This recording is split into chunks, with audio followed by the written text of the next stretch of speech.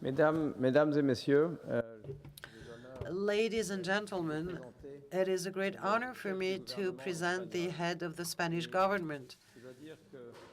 I must say that his presence here today with us in the heart of Europe, in France, is a major sign.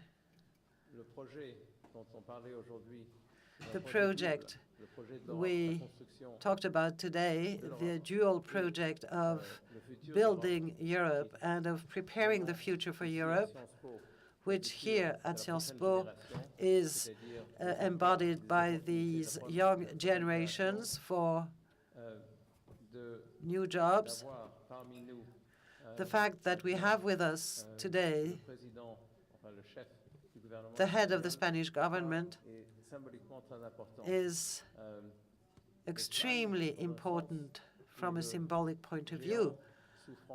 Spain is the giant of Europe that is suffering, and Spain is probably the country that has undertaken the greatest amount of reforms and that has strongly benefited in the past from Europe, but that has probably suffered most recently. We've just had a short discussion on this. I believe Spain and Mr. Rajoy have a moral weight that is exceptional, because on the one hand, they probably suffered most, but on the other hand, they've also implemented the greatest amount of reforms of all countries. So I think we can all applaud the courage and pay tribute to the courage of Mr. Rajoy's government. And I hope, and I'm even certain, that we'll learn a lot from him. Thank you. Ladies and gentlemen, I would like first to express my gratitude to Nicolas Berggruen for his kind invitation to be with you this afternoon. I would also like to congratulate him for his sustained and enthusiastic commitment to all of the thinking and debate on Europe. The Institute of Governance, which he presides, has in just a very short time become a benchmark of reliability and thoroughness. And for that, I would like to commend him. This seminar is a good example of this, both because of its participants and also because of the subject matters that have been covered. Interesting ideas and proposals have emerged during this seminar, and all of this will certainly help us to overcome the crisis, which, without doubt, is one of the worst we have ever faced in Europe. Ladies and gentlemen, Paris, the host city for this event, has been the venue where great pages of history have been written. One thing I would like to point to in this connection is a historical event that took place 63 years ago, also in the month of May, when Robert Schuman, who at the time was France's foreign minister, delivered his now famous address, which was to become the starting point for the processes of European construction. Blow by blow, verse by verse, those are the words of the Spanish poet Antonio Machado. European history over the past 60 years has cemented peace between former enemies and embedded in them the sense of belonging to a community of values. Successive waves of enlargement, from the 6 founding members up to the soon-to-be 28 members with the forthcoming entry of Croatia. These are the finest examples of the ways in which conflicts on our continent have been overcome, and they also shore up the will to share increasingly the common destiny that we have chosen for ourselves. However, this assessment of the European project as a guarantee of the longest period of peace and prosperity in Europe's history is wearing thin. And it's healthy to recognize this. The young people of Europe today, most of those in this room, in fact, have grown up in a Europe in which war, which was a regular protagonist in our history for centuries, is no longer perceived as being a threat. And even historic achievements like the freedom of circulation, the disappearance of physical borders, the common currency, or the rights of European citizens are now taken for granted. In my country, in Spain, which continues to be very closely linked to the European project, this European project was hugely attractive. It mobilized our entire society. People were drawn to it because of the power of freedom, democracy, and prosperity. No, I'm not going to claim that the project has lost its allure, but it's true that the times and circumstances have certainly changed. Therefore, we must renew the project to make sure that it continues to have full life, vigor, and importance in the 21st century, a century where we see new emerging challenges and paradigms of development. And this is why we must do whatever it takes to ensure that our fellow citizens view the European Union as an essential contribution to the solution of our current woes and an exciting project for the future. We must act now, because the world will not stop turning while Europe tries to sort out its problems. Dear friends, Spain is facing two crises. Well, I apologize. Europe faces two crises which are closely interrelated. On the one hand, we have an economic crisis. The clearest manifestation of this is unemployment and the slump in business activity. In fact, we are the only continent to have suffered a double-dip recession during this international financial crisis.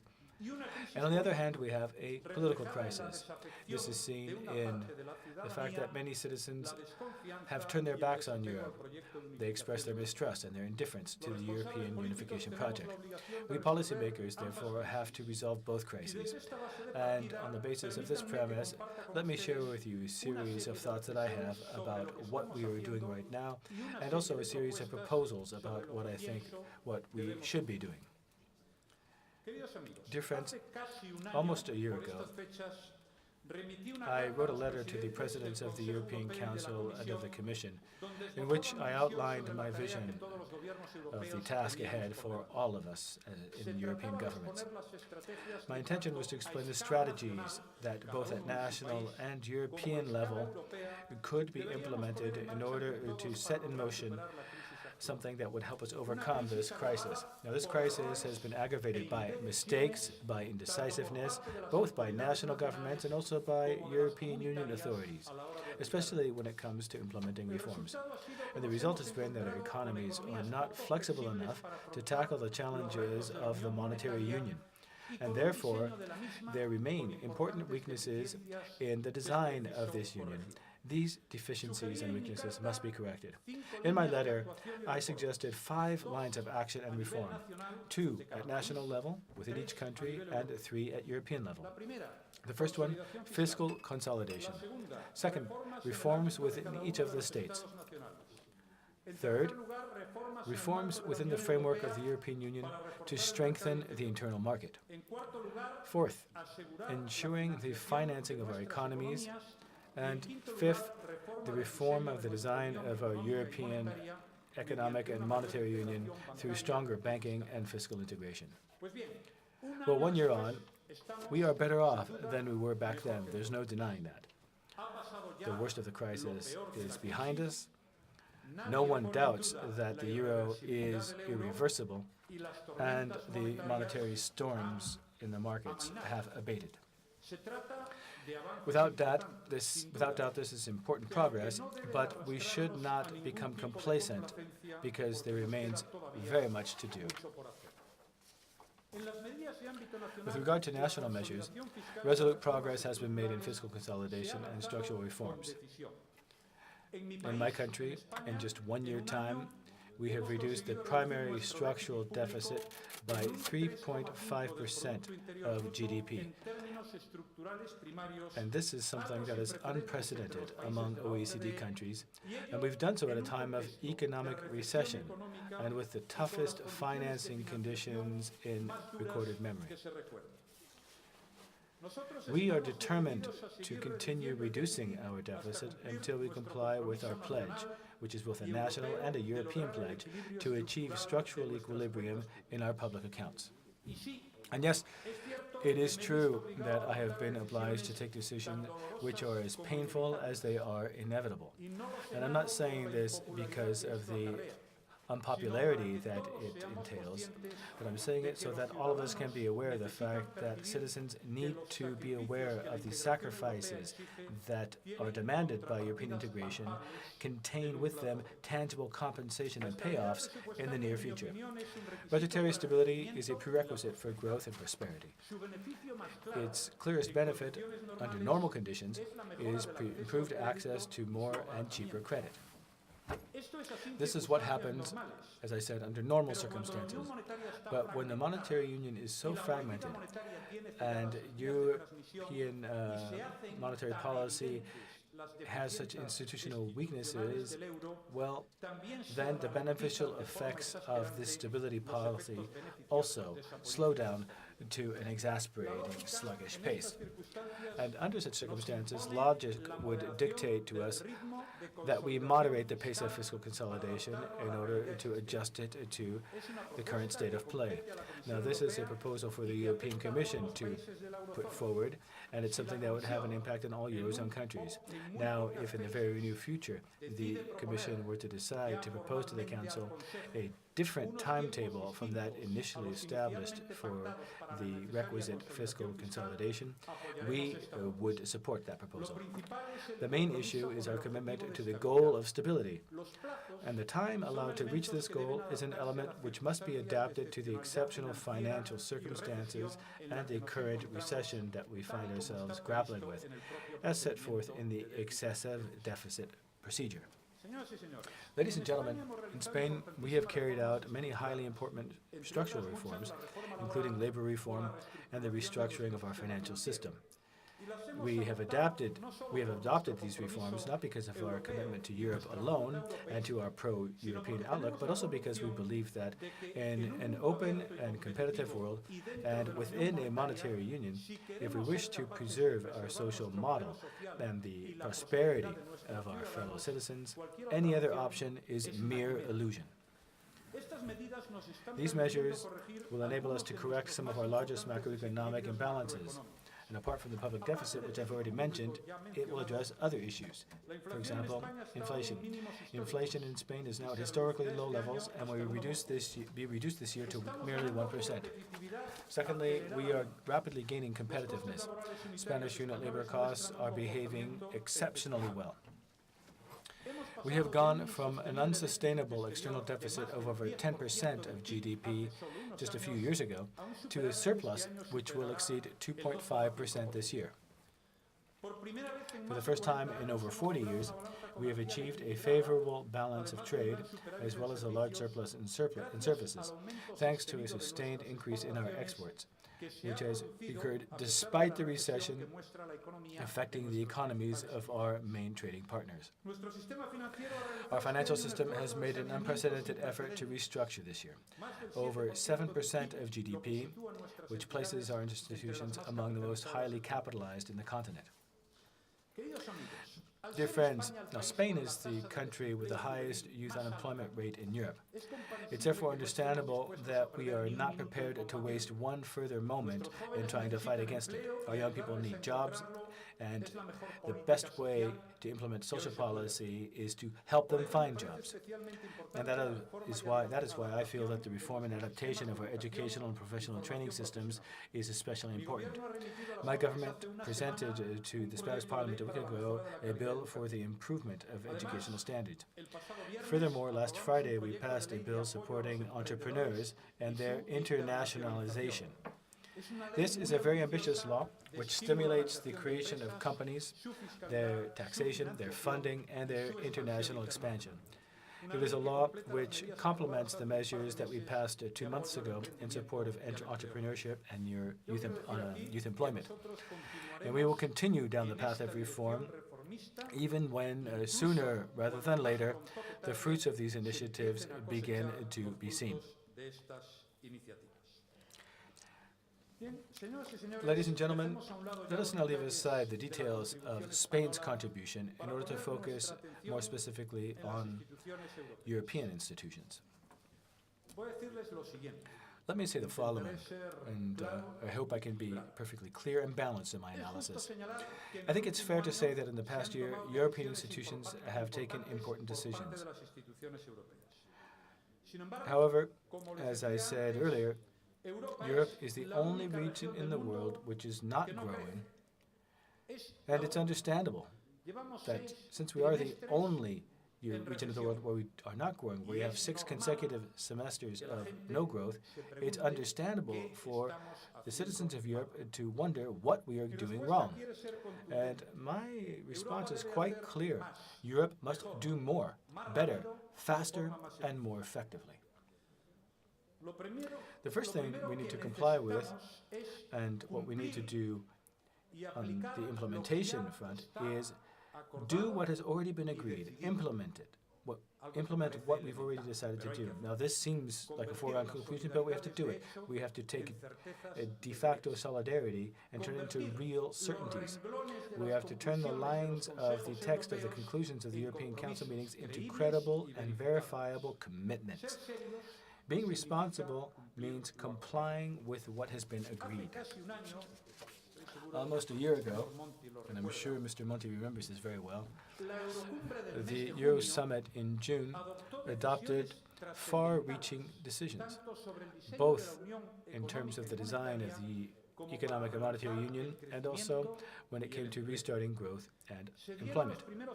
The first steps were taken for the creation of a banking union and a fiscal union. These are essential complements for strengthening the monetary union. It was also proposed to make further progress in economic union in order to harmonize the way in which our economies behave and to increase their efficiency. And none of this could have been done without moving forward in the substantive sense towards further political union. This greater integration has been enshrined in the roadmap issued by Herman Van Rompuy and the President of the Commission, the European Central Bank, and the Eurogroup. This is the roadmap that includes many important contributions from many of those who were involved in that process.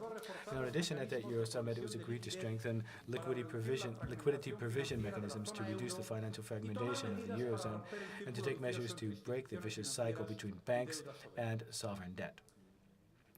1 year later, it's true that we acknowledge the progress that has been made, but it has not been enough. And the next European Council, at the end of this June, will be a crucial one.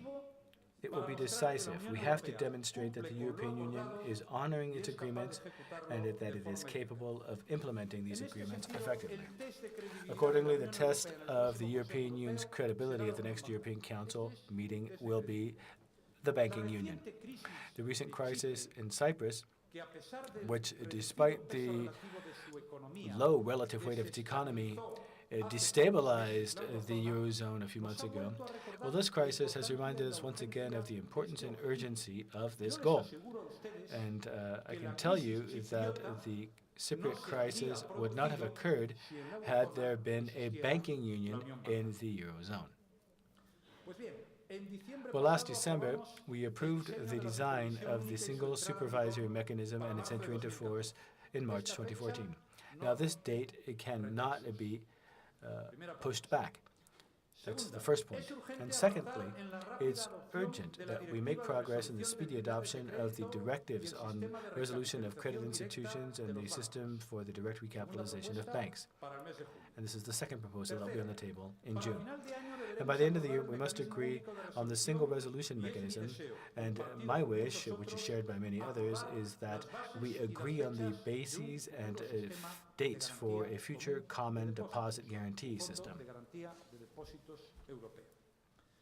The European Common Deposit Guarantee System. Now, with regard to fiscal union, progress has been overly timid. In fact, practically no progress has been made in light of the roadmap proposals from a year ago. Now, some people are afraid that Europe might become a, quote, transfer union, unquote, in which the so-called rich countries are forced to use their taxpayers' money to prop up their less wealthy partners. Well, let me say two things in this context. And perhaps some of the things I'm going to say are surprising. First, Spain's contribution to the bailouts of Greece, for example, or Portugal, or Ireland and Cyprus, Spain's contribution to these bailouts has been proportionally greater than that of the rich countries, which benefit from lower interest rates, and so the effort made is significantly less than in the case of Spain. Nevertheless, we have been willing to make this effort because we believe that it is essential to support the euro. Secondly, a fiscal union is not a matter of transfers, but one of providing security so that the risks are better covered. The smaller countries have suffered the most from this crisis because of their lower capacity to deal with financial or fiscal risks. Therefore, we need risk coverage systems for the entire continent, including some kind of common European debt. We also need systems to compensate for asymmetric shocks, especially those caused by the differential effects produced by monetary policy. Another issue, we cannot afford to ignore the question of the economic union. The more integrated our markets, and the more open our economies, fewer problems we shall have to face. There will be fewer situations involving differential solutions. We will be more effective in what we are trying to achieve. There is a greater need for more integration in key sectors such as retail banking, services, telecommunications, and energy. The European Council meeting last May on energy and tax fraud was a good example of the fact that political momentum sometimes requires firmer decisions. We can't just voice opinions. We have to take strong action. On the other hand, we are taking more resolute steps in such a way that could transform our economies for the better. And one area in particular where this could happen is in the field of foreign trade. The possibilities offered by a broad transatlantic pact, the Transatlantic Partnership for Investment and Trade between the European Union and the United States, are enormous. The figures speak for themselves. The United States and the European Union are the world's two largest economies. Together, they amount to 9% of the world population, but 50% of global GDP. An agreement between the United States and the European Union would boost economic growth by 2% and could create over 2 million jobs. Although there is already a good level of openness in this area, we must set the bar even higher. Therefore, I do not want us to take the traditional approach, nor do I seek a routine free trade association. Rather, we should set our sights higher with a highly ambitious approach, sending a clear political signal of our resolve. And in this respect, President Obama has a very positive outlook, and Europe must not fail to grasp this opportunity. Ladies and gentlemen, perhaps I could now speak about the political union. And I'd like to begin by stating one thing in particular. Long term, we have to think about a treaty amendment. Now, I don't believe that now is the right time to engage in the difficult task of reforming the treaty. Our citizens would understand now how just in a few years after the entry into force of the Lisbon Treaty, which cost so much effort to achieve, we could embark on further institutional negotiations. These would be very difficult to justify. What Europeans want from us are European responses to the crisis that have a rapid effect. Only when we have returned to achieving growth and rising employment can we address the broader task, taking into account the necessities of the moment. I also believe that with the existing treaties, we can get a lot more done than we currently do. But to do so, all of the community institutions, starting with the European Council, the Council of Ministers, the Parliament, the Commission, and the European Central Bank, they must be aware of what our citizens are calling for, and they must act with all of the means available under the current treaties. We must now work to create a genuine economic, monetary, banking, and fiscal union designed and equipped with appropriate instruments to confer democratic legitimacy on the entire project. We must also devise a system for proper democratic control by the European Parliament and by the national parliaments over the European institutions, and in particular over the European Commission. This is all the more necessary with the advancing transfer of powers and jurisdiction in the framework of fiscal and economic integration. And as we move towards banking, fiscal, economic, and political integration, we shall discover the institutional weak points, those that cannot withstand the pressure of reality. And then, after having reconciled the citizens of Europe with the integration project, then we will be able once again to address the question of broad and deep institutional reform through a convention in which governments, the Commission, and parliaments will all be active participants. Señoras y señores, Ladies and gentlemen, it is also of crucial importance, and here I'm referring to more concrete, pressing needs of the citizenry of Europe today. It's of crucial importance that the European Union send out messages and take decisions that are highly valued by our citizens. The European Union has to address and resolve with all the means at its disposal the problems that really are of concern to the people of Europe. Jean Monnet, the great man behind the scenes during the first faltering steps of the European Union, used to say something that I believe is very apt and that I would like to repeat here today. He said, "We are not bringing together states, we are uniting people." Therefore, I believe that there are two issues that we must address immediately, because decisive measures must be taken in order to make a positive impact that will impact growth and job creation. This is what Europeans are really concerned about, and I think that we can take such immediate action at the next European Council meeting in June. The first of these actions must concern small and medium enterprises. In Europe, there are 24 million unemployed, but there are also 24 million small and medium-sized enterprises. Many proposals have been made regarding the SMEs, but I think that we have to be more concrete in what we are proposing. And I think the best way to tackle unemployment is to facilitate funding for projects by SMEs. And to do so, I believe that the European Investment Bank can play a major role. A year ago, 1 year ago, again, we agreed in the European Council to recapitalize the EIB with an extra 10 billion euros. This is now taking place, but we have to use this capital well. I believe that aid can be channeled to small firms through the EIB via 3 channels, and I think it's important for this to be done, because the institutions have to focus on the real problems that matter to people. So my first proposal will be this: triple the annual volume of funds provided from the present 10 billion euros to 30 billion in order to have a significant impact that can be felt across Europe.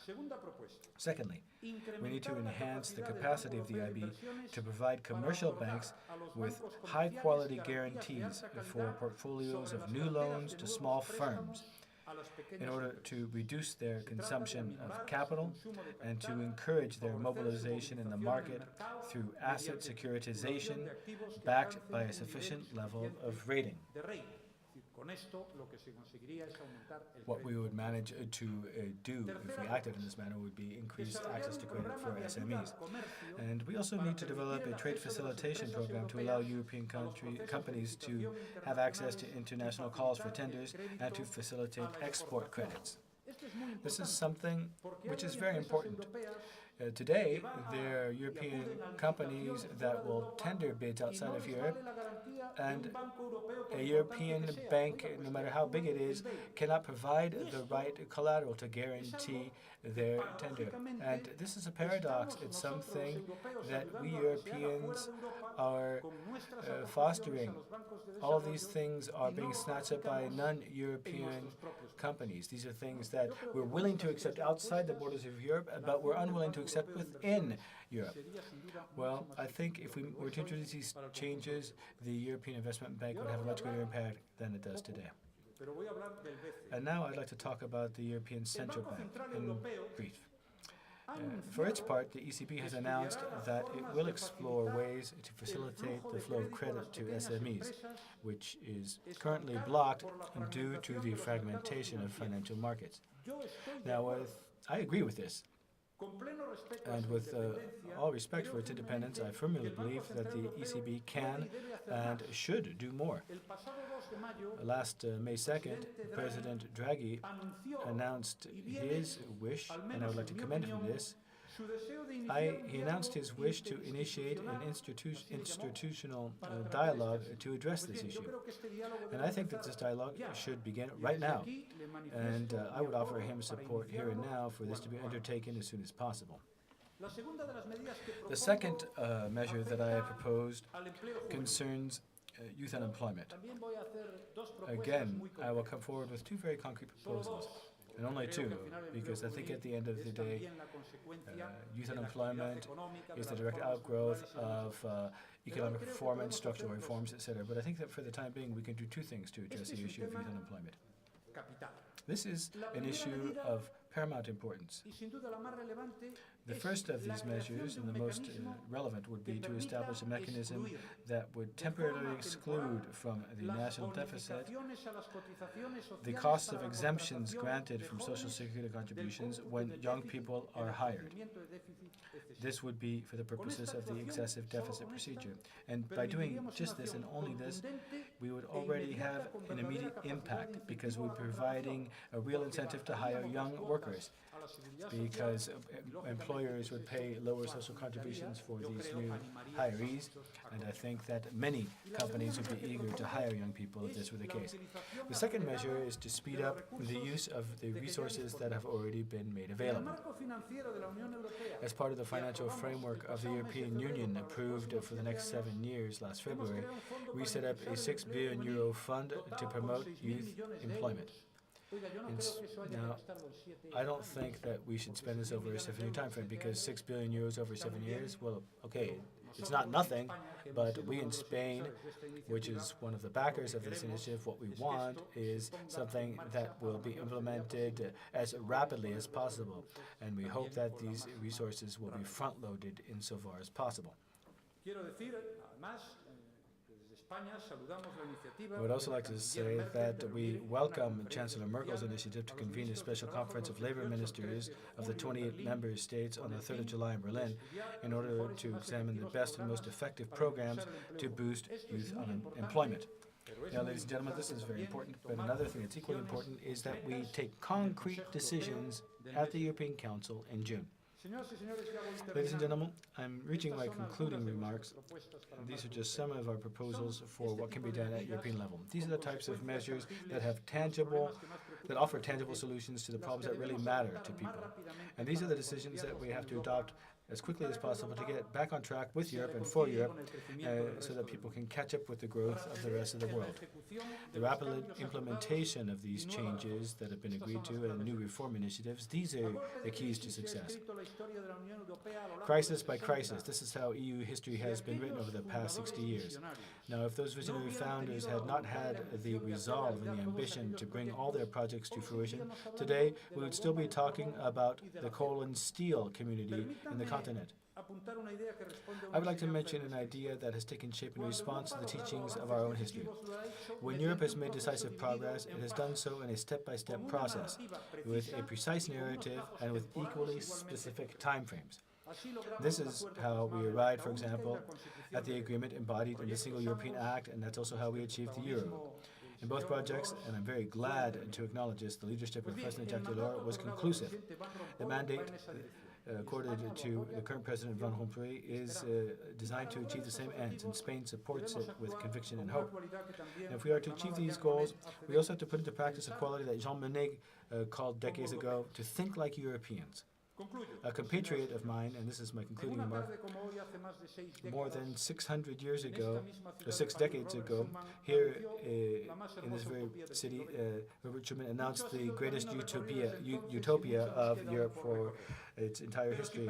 We still have a long history ahead of us to write, but if we want a greater, stronger union amongst Europeans, if we are to work on the basis of de facto solidarity. And if we can really think like Europeans, I'm sure that we'll be able to fulfill the wishes of Lamartine when he said that utopias are nothing more than a premature truth. So we have the answer in our hands, in our capacity for action and in our ambitions.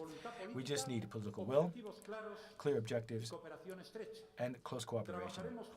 We shall work together so that we can get the solutions as soon as possible, so that we can come up with a tangible reality that will restore everybody's hope and confidence in the future of Europe. Thank you very much.